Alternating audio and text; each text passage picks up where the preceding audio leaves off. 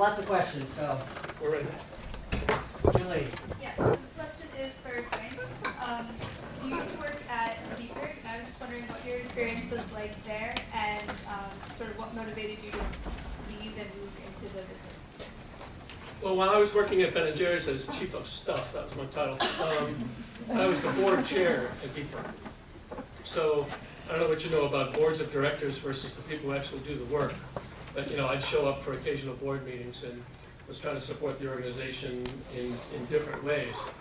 Working on the campaign to retire Vermont Yankee on schedule, I did that full time for a little while. And that gave me insight into the inner workings of the organization and hooked me up with James Moore, who was the Clean Energy Program Director. So he and I started hatching this plot. So I was on the board. Arlo. Hello, this is for Beth.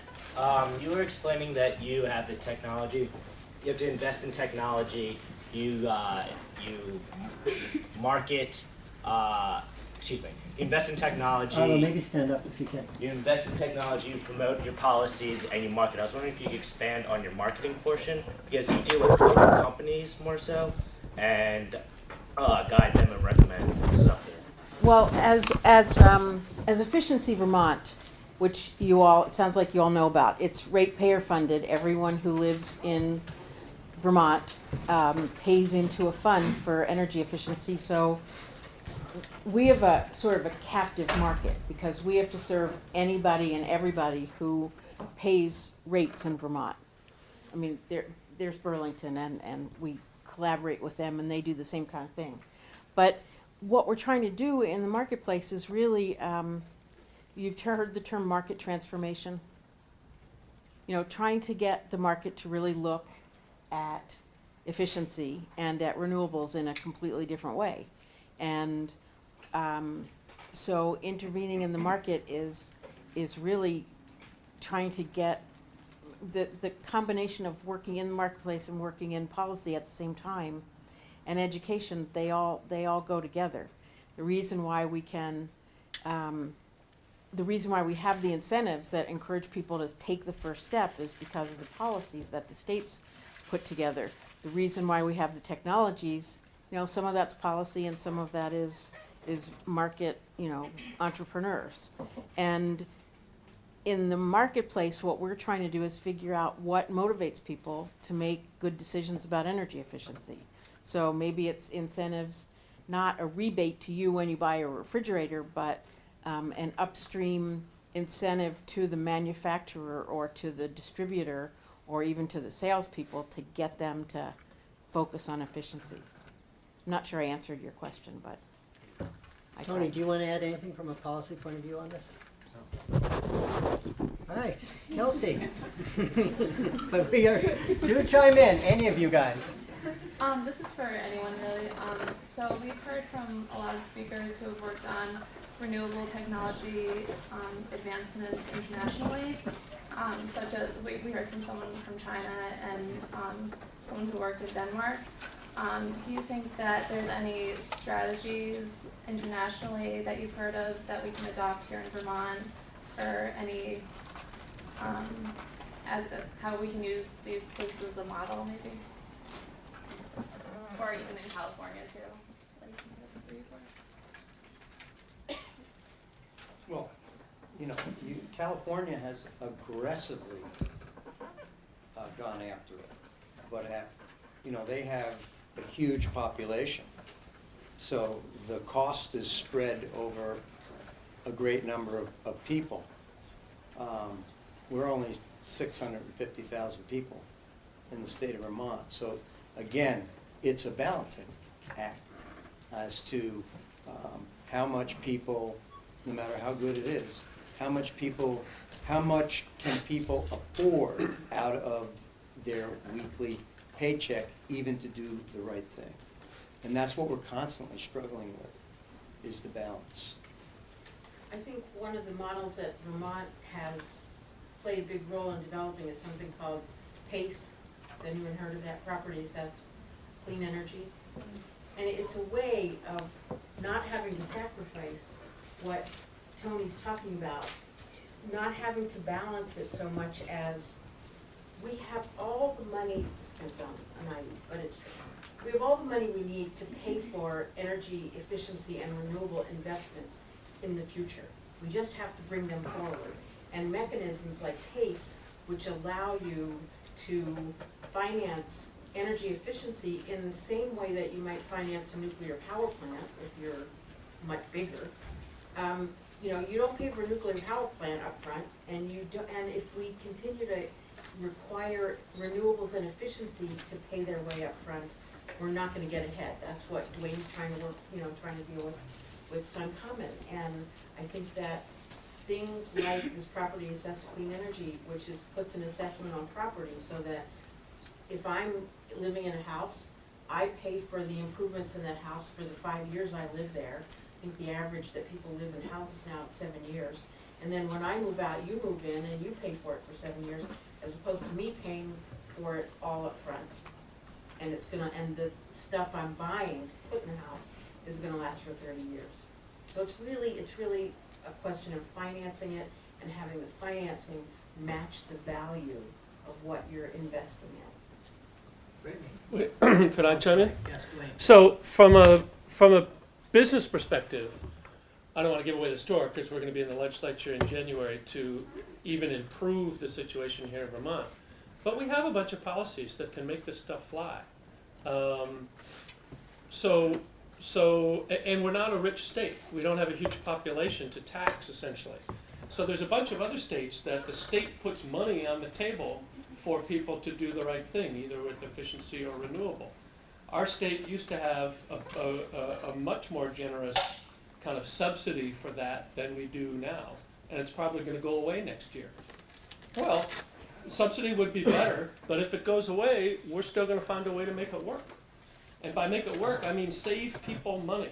We got to get out of the kind of head of only some rich people can do right by our planet. One of my favorite customers, remember we've sold 600 of these systems in 18 months. One of my favorite customers is they're up in Milton. Milton's a working class Vermont community. It's a middle-aged couple. He's on disability. She's a school teacher. These are not wealthy people. So we installed solar on their roof for free, and their monthly payment is $10 less per month than what they were paying the utility. And to them, $10 is material. So like, they're over the moon. They were able to do something good, and they're saving some money by it. So it's the nexus of figuring out these market solutions where it's not throwing money at a problem, it's not some random rich people, it's not some liberals, taxing the hell out of everybody, but, we threw around the term heat pump before. It's actually astonishingly simple. It's a refrigerator in reverse. So instead of compressing and creating cold inside a box, you take cold air from outside, add a little electricity from your solar panels, ideally, and you got heat inside. It's dramatically cheaper than fuel oil. When we roll these babies out across Vermont, we're going to save the average Vermont family thousands of dollars every year. That's material to most people. So we're not asking some rich people, we're not asking to tax the hell out of people, we're going to save people dough by doing the right thing. And with that kind of market solution, this stuff can take off. Let me add this to the mix, and this is where I want to get up on my soapbox, which is what I should have done earlier. What we are battling, what renewables, what efficiency, what conservation is battling, okay, is over 100 years of bullshit.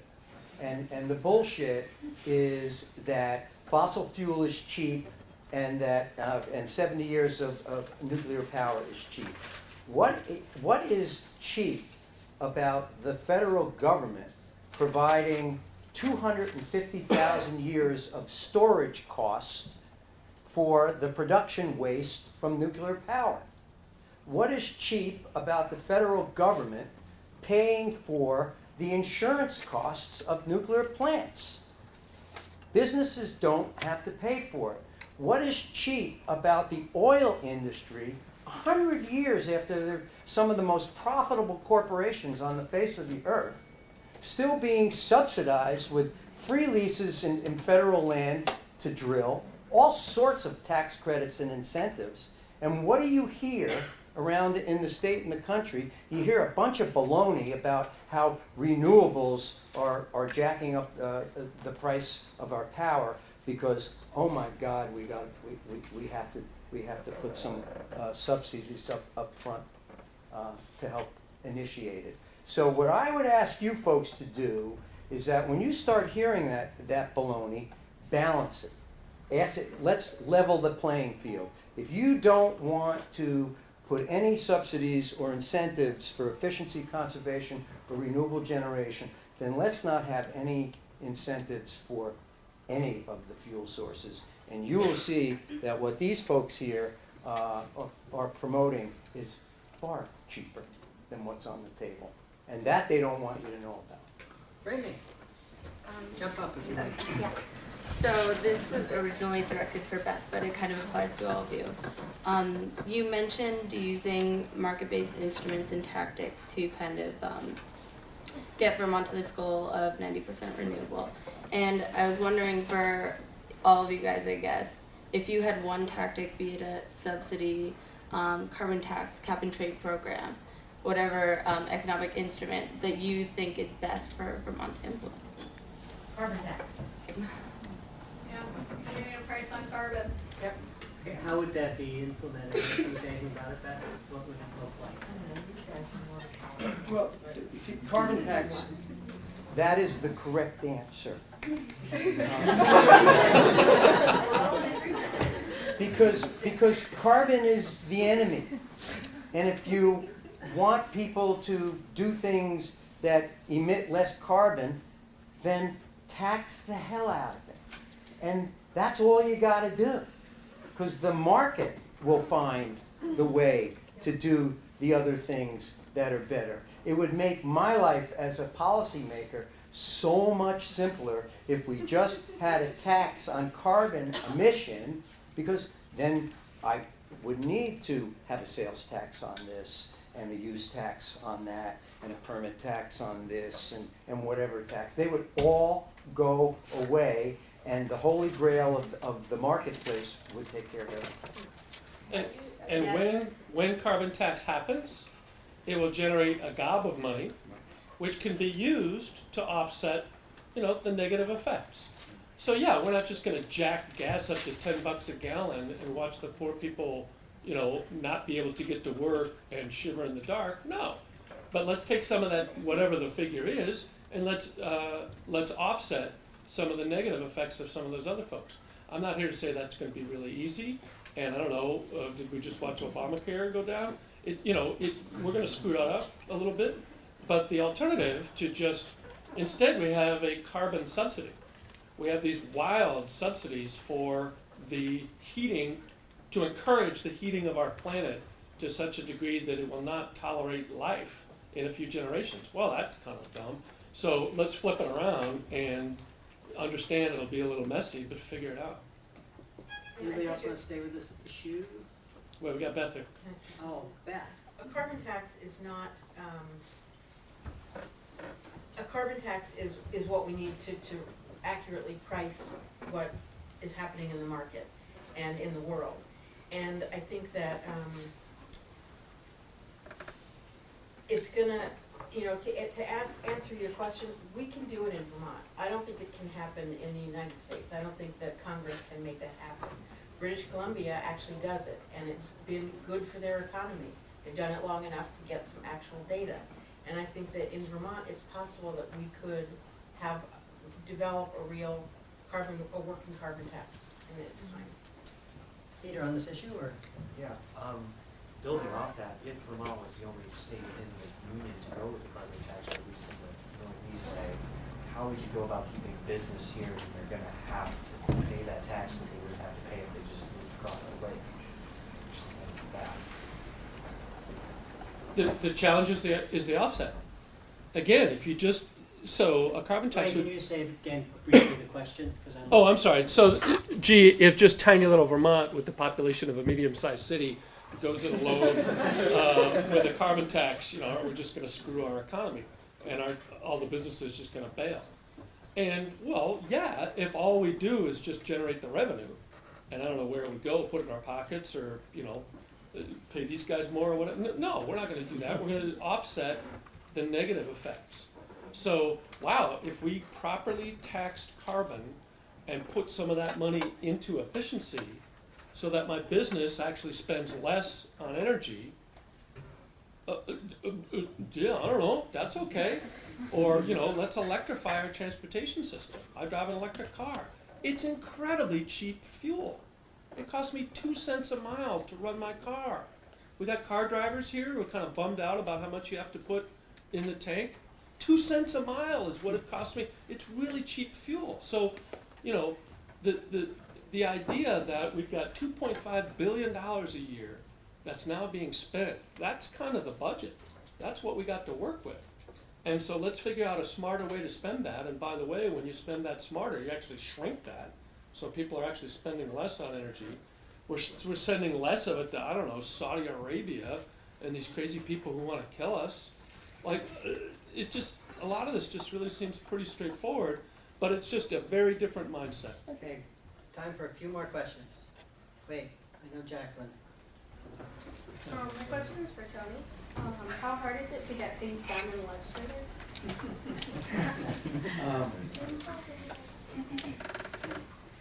And Tony, you again are chair of this committee, so within the structure. I'll answer that directly by saying my personal experience has been, I don't really think it's that hard. But like anything else, you have to create a clear path, believe in it. You have to create alliances. You have to know how the game is played. You have to know the system. You have to know. I've been fortunate that's, some people can play the banjo real well. Well, I seem to be able to play politics real well in that world. But it's especially here in Vermont, because it's really a citizen legislature and it is really, really accessible. And it's really easy to talk with folks, and no matter what you may hear, I don't believe that big money has much of an impact on what we do at the State House at all. So I think a lot of things are real doable. And Liz, do you want to go ahead? I think it's about political will and vision. There's something in Vermont called the gross receipts tax.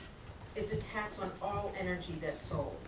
And if we had proposed that any time other than that instant when we proposed it, 10 years ago, 12 years ago, 15, I don't remember, people would have said, you're crazy, Vermont's never, Vermont is not a tax-friendly state, and we're never going to pass a gross receipts tax to raise money to help low-income people weatherize their homes. And we did it. We did it, and we can, and it's sort of unfathomable, but it happens. So, faith. Liz? Yeah, so we do a lot of work in the legislature. What Tony said is absolutely right. You need to have a vision and a clear plan and build alliances and find champions in the legislature like Tony to really be willing to stand up and speak forcefully and rally his committee for whatever bill you're working on. Even then, when we're trying to accomplish big things, like for instance a carbon tax, we're laying the groundwork now for a multi-year campaign, hopefully not too many years, but we have to really be strategic in how we roll out the concept of a carbon tax in Vermont, because already we saw last year when trying to put some funding for heating efficiency, which everybody agrees is like the smartest place to invest your energy dollars by just weatherizing. But we got beat by the fuel dealers who just came out and, said heat tax, everybody's fuel bills are gonna go up, and, it was dead in the water. So we need to work now to lay the groundwork, build the campaign from the ground up, and develop the messaging that's gonna make what we're talking about, because we're all environmentalists. We have to recognize we gotta sell this stuff to people who are just trying to make a living and going about their day. And so that's what is the kind of other piece of the pie. Ashlyn, take us home.